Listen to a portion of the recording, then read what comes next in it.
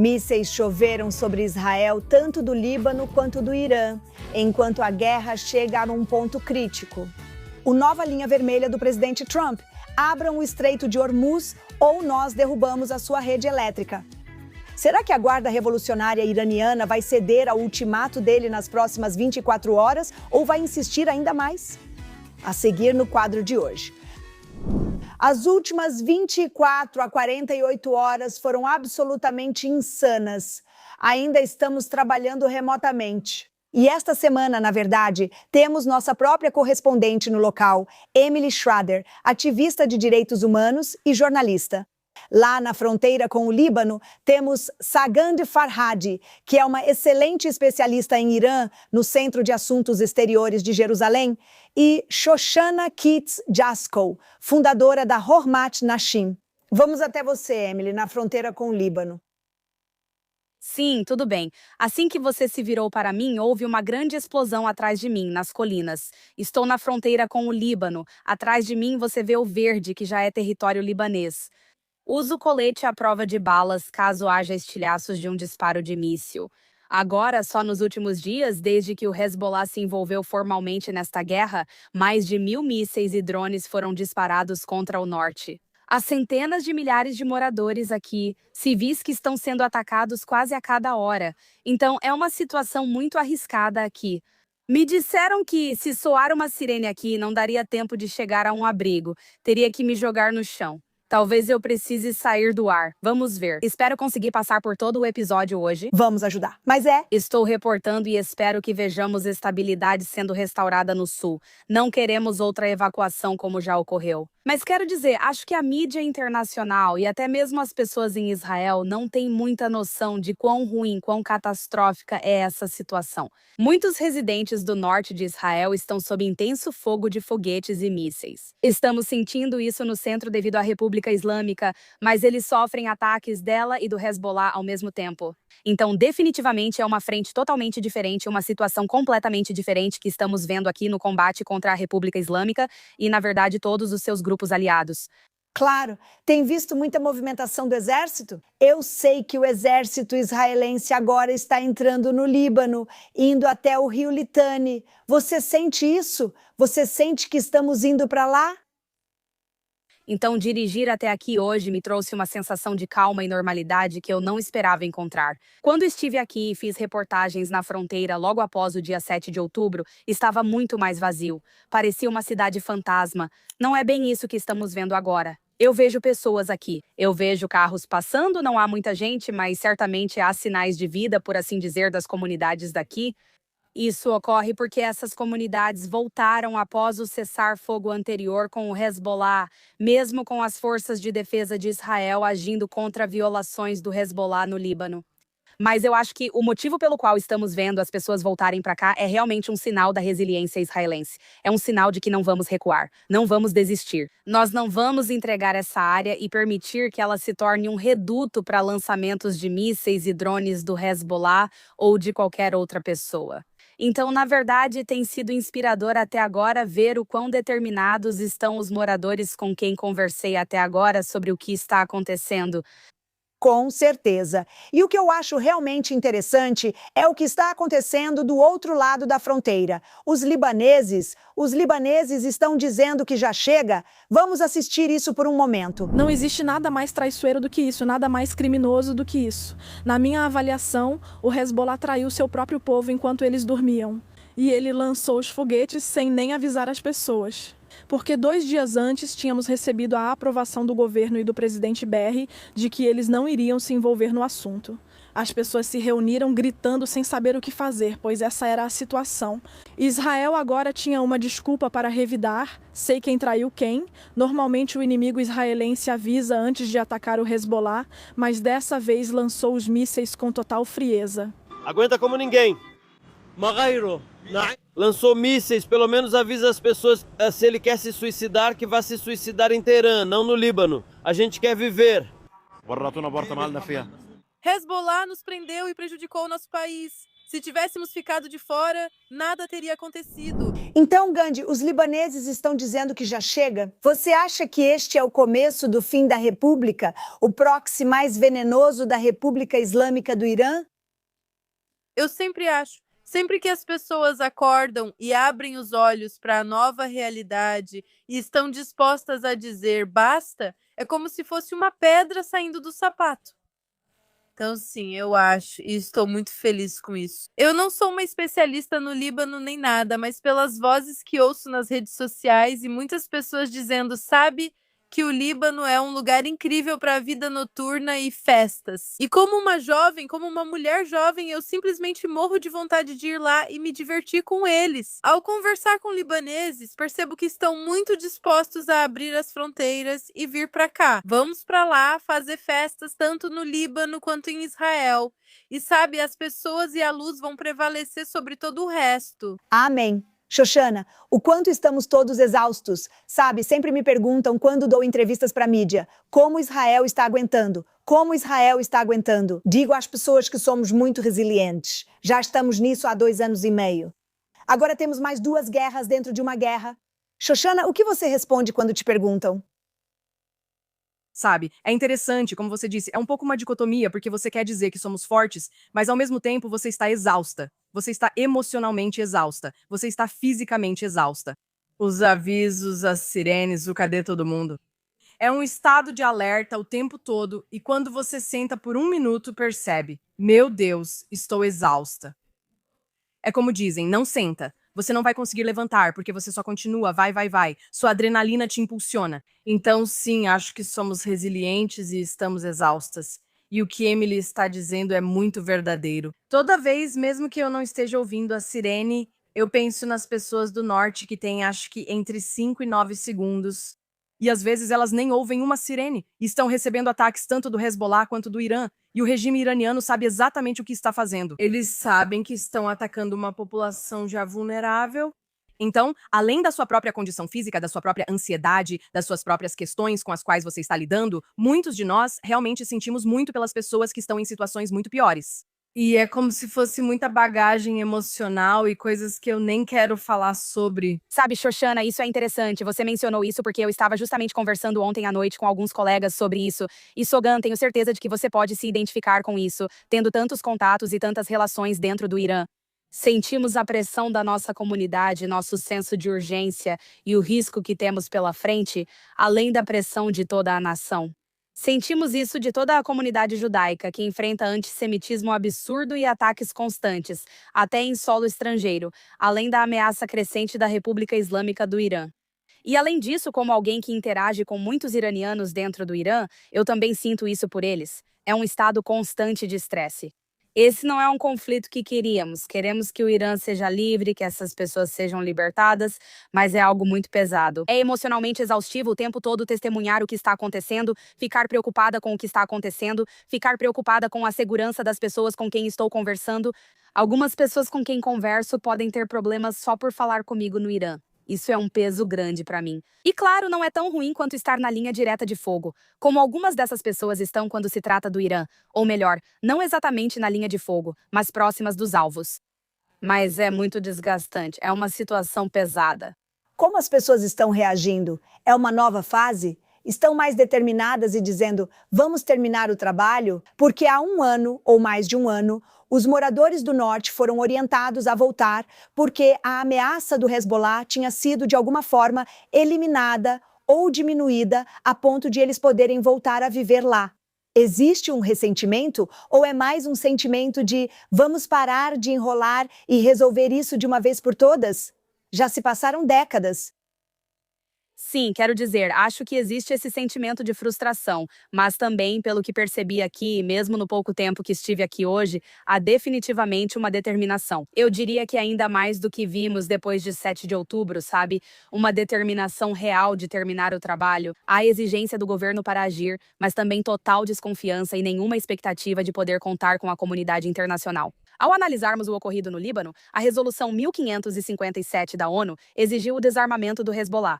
Depois disso, a Resolução 1701 da ONU exigiu que o Hezbollah evacuasse qualquer área ao sul do rio Litani, dentro do Líbano, ou desculpe, sim, ao sul do Litani. Nenhuma dessas coisas aconteceu. A Unifil recebeu um mandato bilionário para esse trabalho, mas nada fez. Muitos até colaboraram com o Hezbollah. O Hezbollah foi enfraquecido pelas forças de defesa de Israel desde 7 de outubro, mas com apoio do Irã, seu principal patrocinador, recebeu quase $1 bilhão no último ano. Então, eles vêm se reestruturando durante todo esse tempo em que houve um suposto cessar-fogo, embora muito falho, e isso é incrivelmente frustrante para os moradores daqui. Quero dizer absolutamente. Este é o momento, tanto com a República Islâmica quanto com o Hezbollah, de encerrar isso. Quero acrescentar algo sobre os libaneses, pois aquele vídeo foi revelador. Vemos mais libaneses se manifestando como nunca, principalmente nas redes sociais em árabe. Eles estão cansados da colonização de partes do Líbano. Há vilarejos inteiros do outro lado da fronteira que foram tomados pelo Hezbollah e, em alguns casos, por oficiais da Guarda Revolucionária Iraniana que atuam com o Hezbollah no local. É uma ocupação pelo regime islâmico do Irã, e os libaneses estão começando a falar sobre isso cada vez mais. E, sabe, apesar de serem considerados inimigos do Estado de Israel, eles estão percebendo isso. Em um número cada vez maior, que é Israel quem, no final das contas, vai ser o fator que vai fazer a diferença em relação ao Hezbollah e, com sorte, pode finalmente restaurar a soberania do Líbano. Eu concordo com você. Acho que, na verdade, a grande diferença que vejo entre agora e 1 ano e meio atrás, ou 10 anos atrás, ou 20 anos atrás, é que os próprios libaneses estão dizendo que já chega. O que esse conflito realmente nos trouxe? Nós regredimos, entramos em espiral como país. Eles não cuidam do povo. Hezbollah, e é o mesmo discurso que também estou ouvindo das pessoas no Irã. Eles são ocupantes islamistas da nossa terra. Você ouve isso no Irã e está ouvindo isso no Líbano. E, sabe, isso me dá a esperança de que talvez estejamos começando nesta região a grande descolonização islâmica da região. É isso que está acontecendo? Se for esse o caso, precisamos nos preparar para que demore um pouco. Você acha que esse é o sentimento agora? Acredito que esse sentimento existe. Praticamente todos os iranianos com quem falei concordam com isso. E parece haver um esforço para restaurar o foco em muitas das pequenas comunidades indígenas em toda a região. Quero dizer, isso vale para os berberes no Marrocos, os curdos na Síria, todos esses diferentes grupos minoritários que existem no Oriente Médio, que foram colonizados e islamizados por forças ocupantes e colonizadoras, seja há milhares de anos ou mais recentemente em algumas áreas. Estamos começando a ver pessoas reagirem a isso. E eu acho que isso é muito justificado considerando o impacto que alguns desses regimes tiveram, especialmente quando olhamos para o regime islâmico no Irã. Bem, falando do Irã, Sogan, você sabe, agora temos essa situação em que Israel foi bombardeado nas últimas 48 horas, como nunca vimos antes. No meio de civis, sabe, em um prédio, no meio de uma população civil. Também vimos um grupo deles cair na cidade velha de Jerusalém, que fica a poucos metros da mesquita de Al-Aqsa, do nosso Monte do Templo, da Igreja do Santo Sepulcro, do Muro das Lamentações. Isso está tendo algum efeito no que as pessoas no Irã estão dizendo? E quanto ao fato de que o mundo está percebendo que eles realmente podem lançar um míssil intercontinental até o Oceano Índico, o que dá a sensação ou indica que eles também poderiam alcançar a Europa. Você acha que isso está tornando tudo mais real para as pessoas, Sogand? Bem, você tocou em tantos assuntos, então vou começar pela questão de Al-Aqsa. Eu acho que isso é a coisa mais engraçada, porque quando tudo começou, tipo, em 7 de outubro, quando o conflito ficou sério com o Irã diretamente, eles chamaram de Tufan Al-Aqsa. Então eu fico tipo, vocês acabaram de reinar seu Al-Aqsa. Só dizendo. Isso é uma coisa. E sobre Arad de Mona aqui em Israel e a população civil, as mensagens que recebi, as pessoas estão chorando. No Irã, eles estão chorando pelas fotos, pelos vídeos e pela mídia nas redes sociais. E eles estão apenas lamentando pelo nosso povo e estão nos agradecendo porque somos as pessoas diretamente sob esse regime que estão sofrendo a maior parte dos ataques agora. Eles reconhecem isso. Eles reconhecem que somos nós que estamos levando a pior aqui. Sim, sim, eles sabem e nos agradecem por, tipo, eu não sei como dizer, talvez por absorver tudo isso pela liberdade deles e só para ajudá-los. E sabe, isso é realmente comovente, porque essa semana talvez eu só ligue uma coisa à outra. Eu estou sentada no chão agora porque sofri um acidente. Um acidente de carro. Então eu estou tipo, Ainda estou me recuperando. Esta é a minha primeira entrevista após toda essa semana. E, sabe, as mensagens que recebi para Nowruz e para tudo isso, elas continuam chegando o tempo todo. Eles procuram notícias o tempo todo e não têm abrigos. Eles não têm abrigos, eles não têm sirenes, eles não têm nenhum alarme, eles não têm ninguém para avisá-los sobre nada. Além disso, nem é necessário. Mas, sabe, eles têm o porta-voz das FDI em farce que os alerta sobre as coisas. E, sabe, é uma loucura. Eu sinto que é surreal como eles estão tão do nosso lado. Como um país com 90 milhões de habitantes apoiando um país com 10 milhões de habitantes. Isso me surpreende o tempo todo, de novo e de novo. É simplesmente. Estou chorando agora, senhor. Não, me desculpe. Sagan Farhad, você está 100% certa. E que eles estão te mandando mensagens mesmo tendo acesso limitado à internet. Esse é o outro ponto. Eles ainda estão sob apagão de internet. Xoxana fez isso no sábado à noite. Eu sei que você mora perto e que morou por muitos anos em Bechemish, onde aconteceu o verdadeiro primeiro massacre dos ataques de foguetes. E agora temos outro em Arad. Você acha que isso muda as coisas para nós? é uma boa pergunta. Eu mesma estava pensando sobre isso, sabe? Por quanto tempo podemos sustentar isso? Por quanto tempo podemos aguentar isso? Por quanto tempo. Sabe, eu acho que também tem um elemento psicológico nisso. Quando você pensa que vai ser rápido, que vai passar num instante. Você pensa, ok, eu consigo lidar com isso. Quanto mais isso dura, não sei se as pessoas pensam nisso, mas a peça está chegando junto com todos os planos. Meus já mudaram 5 vezes porque a família viria, mas não pode. Quem está aqui também não pode sair. O programa que iríamos participar foi cancelado de última hora. Ninguém sabe o que está acontecendo. E são tantas camadas, como a Emily estava dizendo, tantas camadas de ansiedade, preocupação, esperança e desejo. E além de tudo isso, ainda tem pessoas morrendo. Ou seja, não é teórico, não é só esperar, não é só ficar em casa no seu cômodo seguro, porque muita gente nem tem um cômodo seguro em casa.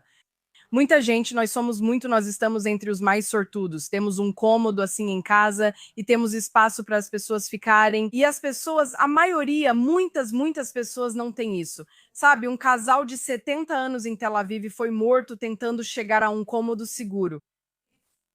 Isso não está certo, sabe? É um número, mas eles não são um número, eles são pessoas. E é muito, é demais.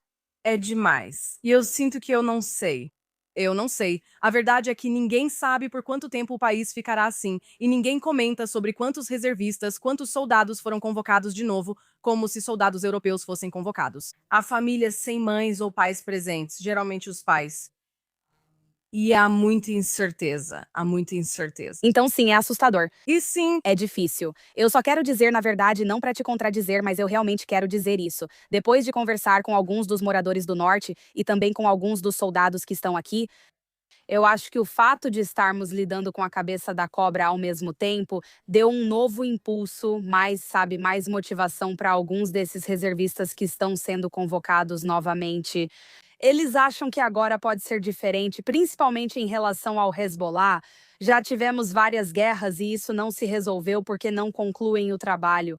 Há agora uma esperança entre muitos com quem falei de que a realidade pode mudar, já que lidamos com a República Islâmica. Eu também tenho essa esperança. Eu não quero me antecipar sendo otimista, e eu não sou uma pessoa muito otimista de modo geral, mas eu acho que agora, do jeito que as coisas estão, tudo está indo na direção certa. Espero sinceramente que isso continue pelo bem de todos. Eu não poderia concordar mais. E ontem eu estava conversando com um soldado que me disse que está prestes a ir para o Líbano. E ele me disse, olha, meu pai teve que ir para o Líbano. Estou indo para o Líbano agora para que meus filhos não precisem ir para o Líbano. Concordo totalmente com você. Agora que sabemos que, até agora, lidar com o Hezbollah tem sido como colocar um curativo, um band-aid em um problema. Uma vez que você lida com a cabeça da cobra e corta a cabeça da cobra, então você resolve a ameaça estratégica do Hezbollah para sempre. E sobre esse assunto, sabe, somos constantemente questionados e sinto que as pessoas estão muito impacientes. Eu sou perguntada o tempo todo: quando isso vai acabar? E eu fico pensando, estamos nos livrando da maior ameaça à humanidade. Você achou que isso ia acontecer em 2 semanas? Você achou que isso aconteceria em 3 semanas? E outra pergunta frequente que quero fazer a todos: quando o povo iraniano vai se levantar e será que consegue?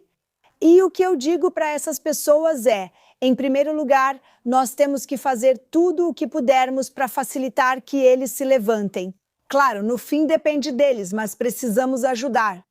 Eles não têm armas, eles estão indefesos, eles estão sob o jugo desses islamistas há 47 anos. Então, nós temos que diminuir ao máximo a capacidade deles de lutar contra o próprio povo. Isso não vai levar apenas 2 semanas e meia. As pessoas parecem estar, é como se estivéssemos na era do TDAH, na era da gratificação instantânea e também na era em que as pessoas não sabem como é uma guerra de verdade. E a pergunta que continuam fazendo é: ok, por que isso está demorando tanto? E será que o povo iraniano vai conseguir se levantar?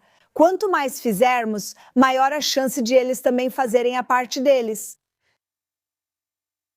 Bem, eu acho que, quando se trata do povo iraniano se levantar, quero dizer, eles foram explicitamente orientados pelo presidente Trump e também pelo primeiro-ministro Netanyahu e também por Reza Pahlavi, Príncipe herdeiro Pahlavi. para não irem às ruas ainda. Porque é perigoso, há muitas bombas sendo lançadas nesses alvos sitiados pela Guarda Revolucionária, inclusive postos de controle atacados. Acredito que veremos um novo levante. Acredito que as pessoas irão às ruas em algum momento enquanto os bombardeios continuarem. Teherã, por exemplo, foi alvo de ataques massivos ontem à noite. Não podemos esperar que as pessoas saiam às ruas agora, principalmente após quase 3 semanas seguidas de apagão da internet. Muito poucas pessoas têm acesso ao Starlink, que, aliás, você pode até receber pena de morte só por possuir agora dentro do Irã. Então, pouquíssimas pessoas têm acesso, o que torna mais difícil se mobilizar nas ruas. Não quer dizer que não possa acontecer ou que não vai acontecer, mas realmente dificulta bastante. Agora realmente não é o momento, concordo totalmente com você. É como se as pessoas tivessem esquecido, especialmente no Ocidente, como são as guerras, porque elas vivem em uma sociedade tão privilegiada há várias gerações nos Estados Unidos que simplesmente não têm noção da realidade de uma guerra.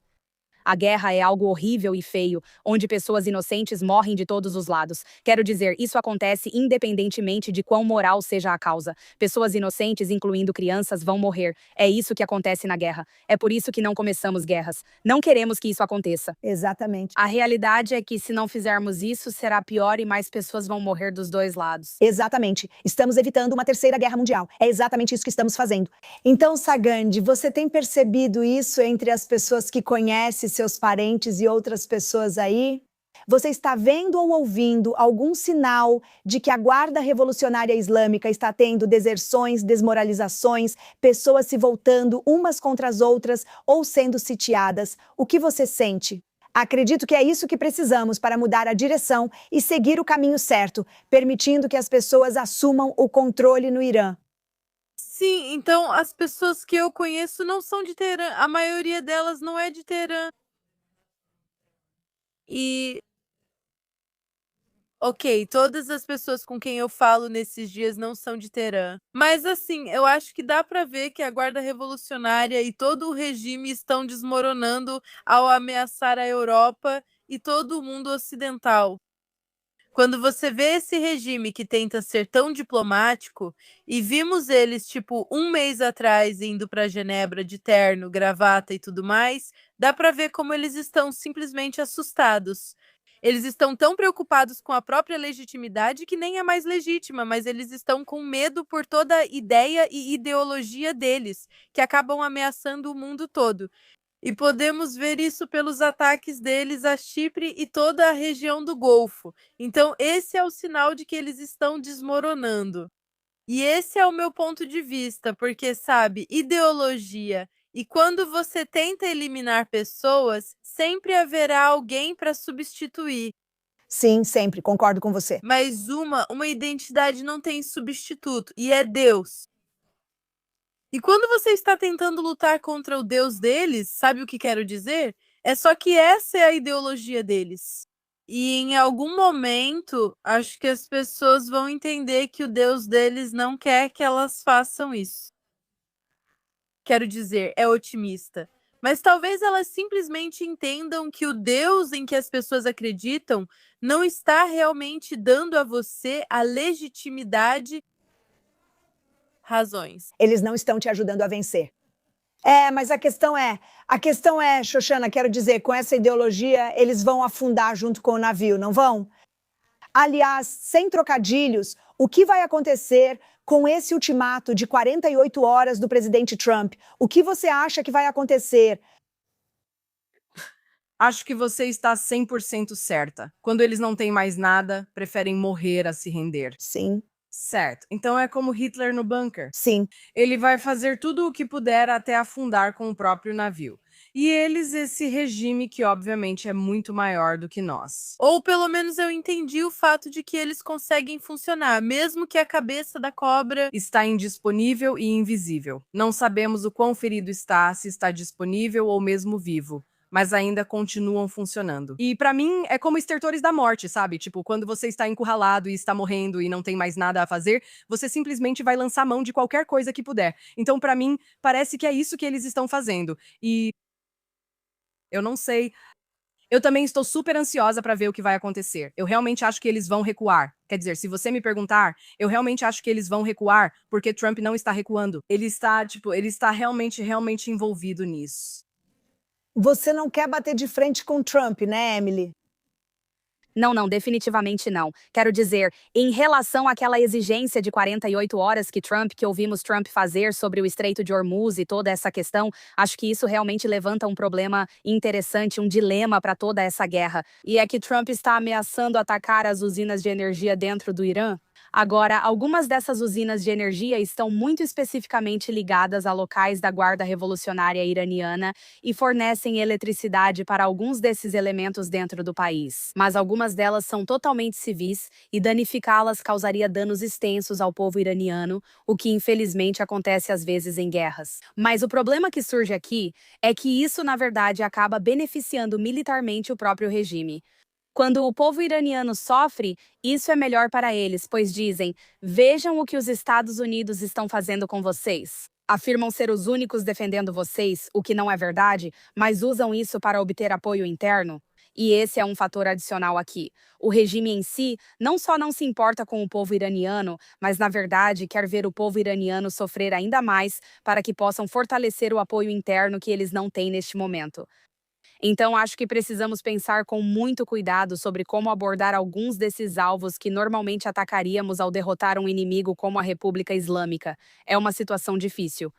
E acho que isso é ainda mais um motivo para vermos apoio internacional às operações dos Estados Unidos no Estreito de Hormuz. É a segurança deles, é a energia deles, ainda mais do que dos americanos.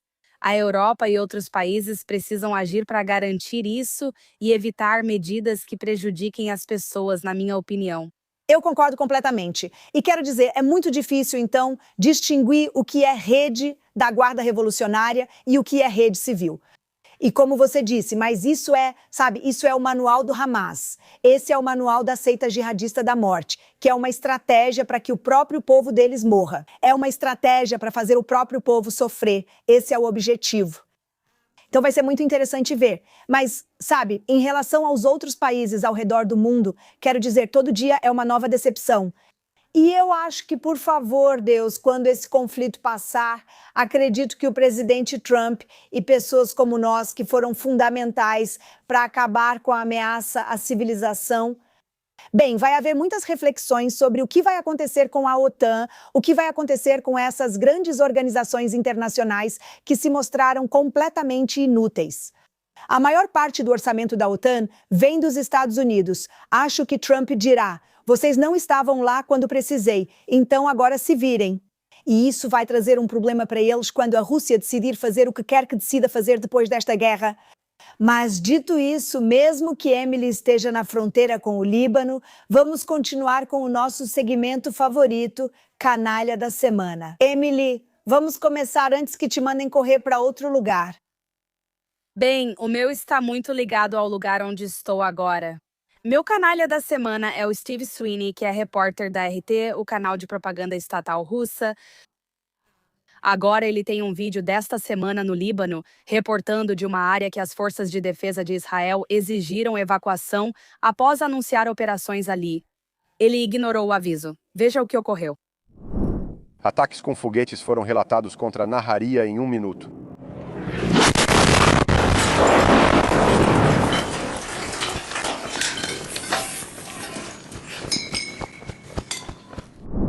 Como você pode ver, ele ficou ferido nisso, mas não gravemente. Ele teve apenas ferimentos leves, mas o fato é que ele estava em uma área onde sabia que não deveria estar.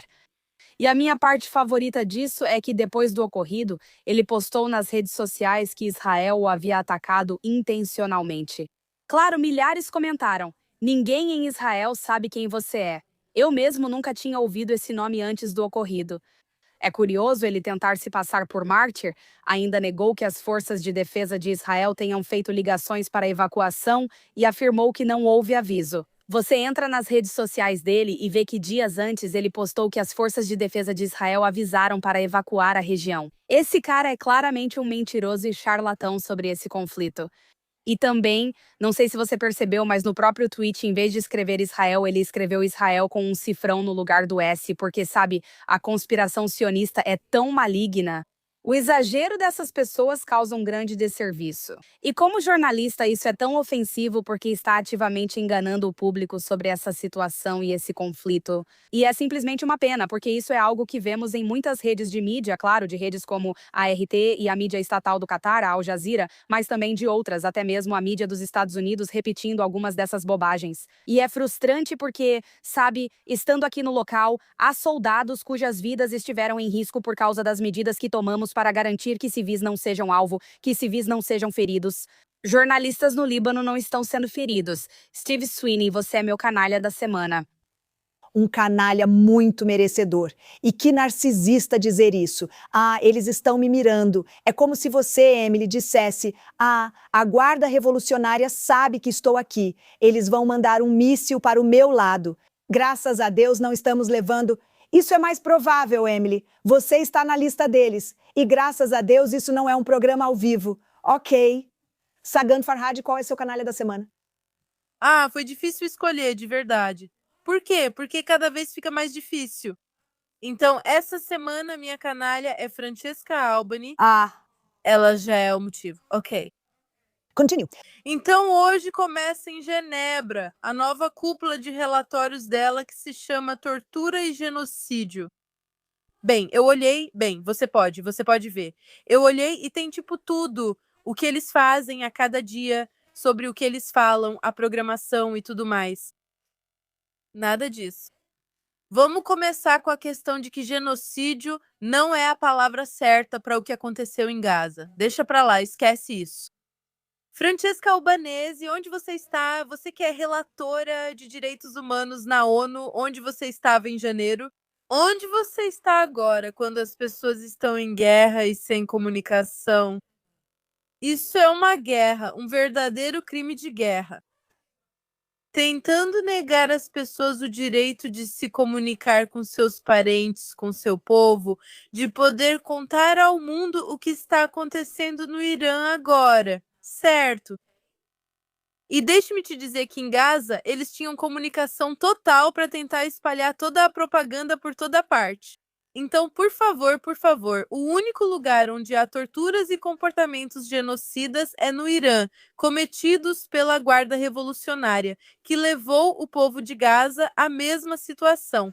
É exatamente a mesma ligação. Então, por favor, se você é uma ativista de direitos humanos e uma repórter, faça uma pesquisa. Obrigada. Fim de papo. É isso. Sagan Farhadi, obrigada por mencionar a relatora especial para regimes totalitários, homofóbicos e misóginos. Esse deveria realmente ser o título dela, porque essa mulher não existe um regime totalitário insano do qual ela não fale a favor. Já tivemos várias vezes no programa. Obrigada por compartilhar sua perspectiva. Sim, uma conferência que fala sobre genocídio e tortura, mas não menciona os principais genocidas e torturadores do mundo hoje. Obrigada, Sagand. Ok, Xoxana, quem é o canalha da semana? Infelizmente, esta semana tenho canalhas internacionais. Então, o primeiro se chama Gabriel Stan, tem 39 anos e é de Stony Point, Nova York. No vídeo, você vê que ele trabalha no serviço postal dos Estados Unidos, como aqueles caminhõezinhos brancos que usavam, tipo, quando eu era criança e via aquele caminhão chegando, eu pensava, o correio chegou, porque era muito empolgante. E agora ver isso ao fundo de um ataque antissemita tão horrível é muito, muito doloroso. Ele empurra um menino racídico de 4 anos em Muncie, Nova York, tipo, empurra mesmo essa criança. Você nem pode dizer que tinha um carro vindo e que ele estava tentando ajudar. Ele simplesmente vai até ele e o empurra com toda a força. O menino quase dá uma cambalhota para trás e quase cai de cabeça. E ele está sendo acusado. Mas o estado do que está acontecendo com os judeus ao redor do mundo. E eu quero dizer, como israelense vivendo muito do que está acontecendo, quero mandar amor para os judeus ao redor do mundo. Porque não só estamos vendo isso, estamos vendo ataques às sinagogas, mas agora em Golders Green, que é um bairro muito, muito judeu e religioso de Londres, 3 das ambulâncias da Hatzala deles foram incendiadas. e completamente destruídas por incendiários. Há vídeos de agressores mascarados. E é tipo, pelo menos aqui a gente Sabemos de onde vem o fogo inimigo. Como você sabe se o seu carteiro ou o cara da padaria vai atrás de você ou dos seus filhos? E isso é uma situação realmente, realmente assustadora. Então, esses são meus canalhas da semana por aterrorizarem seus vizinhos que simplesmente são judeus. É uma situação assustadora. E meu coração está com a comunidade judaica da diáspora e quero dizer a todos, gente, esse não é o caminho. Esse não é o caminho. Bem, isso não deveria ser tolerado. Você está certa. Essas pessoas são canalhas nojentos. E o que eu acho que não falamos o suficiente é sobre a constante doutrinação diária que está acontecendo nesses países, onde 24 horas por dia, 7 dias por semana, a mídia está dizendo às pessoas que os piores responsáveis por qualquer coisa ruim no mundo são os judeus. Então, isso é Goebbels na Alemanha dos anos 1930 de novo. Quando eles chegam ao ponto de empurrar aquele garotinho, aquele homem adulto empurrando uma criança, sabe? Quando chegam a esse ponto, eles acham que estão justificados por causa da doutrinação. E então os governos dizem, somos contra o antissemitismo. Como isso aconteceu? Como isso aconteceu? Por permitirem que marchas de ódio ocorram bem debaixo do seu nariz toda semana. Você tem a governadora de Nova York, que realmente teve a ousadia de aparecer em um vídeo e dizer que vai ser a Esther dos judeus de Nova York. Esther não promoveu Haman, tá? E você promoveu Mandani. Esse é o ponto. Inacreditável, realmente inacreditável. Ó, Senhor, nos dê força. Então, o meu canalha da semana é esse covarde chamado Joe Kent, que foi diretor do Centro Nacional de Contra-Terrorismo a partir de julho de 2025. Ele era um homem que perdeu a esposa em um ataque do ISIS na Síria, mas de alguma forma decidiu que iria vir a público dizer que estava renunciando. Porque Israel levou os Estados Unidos para essa guerra. Qual é o verdadeiro motivo? O que está realmente acontecendo aqui? E é isso que está realmente acontecendo aqui. Que há alguns meses ele foi identificado como alguém que estava vazando informações confidenciais. Ele estava prestes a ser demitido e estava prestes a ser investigado e possivelmente preso. E então, o que ele faz ao estilo de Tucker Carlson? Ele se organiza para vir a público e escrever essa carta, que é falsa porque vai contra tudo o que ele vem dizendo nos últimos anos. Ele vem falando sobre a ameaça iraniana. E então ele vem a público e faz isso. No minuto seguinte, ele já tem uma turnê de podcasts, começando, é claro, com Tucker Carlson, que vai lhe dar uma entrevista. E então esse cara simplesmente entrou na onda dos antissemitas, culpando os judeus por tudo. Mas o verdadeiro motivo é que ele estava sendo investigado por vazar informações confidenciais. Então essa é uma forma de ele ficar famoso e rico nesse processo e, tomara, acabar na cadeia. Mas o melhor é Donald Trump, que basicamente fez uma coisa muito simples. Ele tirou um print de um tweet de Joe Kent dizendo: Presidente Trump, lide com a ameaça do regime iraniano. E com isso, ele simplesmente acabou com ele de uma vez só. E, infelizmente, esses canalhas estão por toda parte. Eles são traidores do próprio país. E eles são covardes e canalhas por fazerem o que milhares de anos de antissemitismo vêm fazendo e o que causa a podridão na sociedade. Culpe os judeus, e assim você nunca vai precisar lidar com nada de verdade por conta própria. Então, Joe Kent, você é o meu canalha da semana e espero que em breve seja um canalha atrás das grades. Amém. Certo. E agora, nossos heróis da semana. Ok, antes de você precisar ir, Emily, quem é o seu herói desta semana? Então, meu herói desta semana, vou ser breve porque realmente preciso ir, mas espero que não seja por causa de um míssil, mas eu preciso ir. Meus heróis desta semana são as pessoas do norte de Israel, simplesmente pela determinação e resiliência diante dos ataques contínuos de mísseis. E toda a violência que vimos nos últimos 2 anos e pouco, do Irã, do Líbano, de quase todas as frentes com as quais lidam aqui. Ainda assim, eles continuam aqui. Eles seguem firmes, determinados a pôr fim a isso de uma vez por todas e eliminar o Hezbollah e garantir a segurança do Belo Norte, essa linda paisagem atrás de mim. Por isso, são meus heróis da semana. Amém. Realmente são heróis. Fique segura, Emily. Xoxana, quem é seu herói da semana? Certo, meus heróis são Mahmoud e Mamduk. Espero estar pronunciando corretamente. Segundo, eu não sei se eles são árabes, israelenses ou palestinos. É muito difícil de Entender exatamente as nuances, mas só por causa da reportagem. Mas aparentemente eles estavam em prisão domiciliar em Arad. Por quê? Ainda não sei. A reportagem não disse. Mas, bem ao estilo israelense, eles ouviram a explosão em Arad, que obviamente foi um impacto direto. E eles saíram do confinamento domiciliar e foram resgatar mulheres e crianças judias. Eles se feriram, foram ao hospital e devem ter voltado ao confinamento domiciliar. A entrevista com eles é linda. Espero que possamos legendar em inglês. Eles dizem: estávamos em prisão domiciliar, mas não nos importamos. Corremos e vimos pessoas sendo machucadas. E eu peguei os bebês da mãe e saí correndo. Depois fui ajudar a mãe. E é assim no hebraico quebrado deles. E é tipo, meu Deus, isso é o melhor de nós, sabe? É maravilhoso dizer que esses são meus heróis da semana, que ajudaram mães e crianças judias, mesmo sabendo que poderiam ter problemas. Eu me emociono, eu amo isso. É tipo, eu amo isso. Isso é a humanidade. Até nossos criminosos têm um bom senso moral. Isso diz tudo. Até nossos criminosos. Isso é ótimo, Xoxana. Que história! E Gandhi, quem é seu herói da semana? Estou animada com isso porque é a primeira vez que nomeio um herói desse jeito.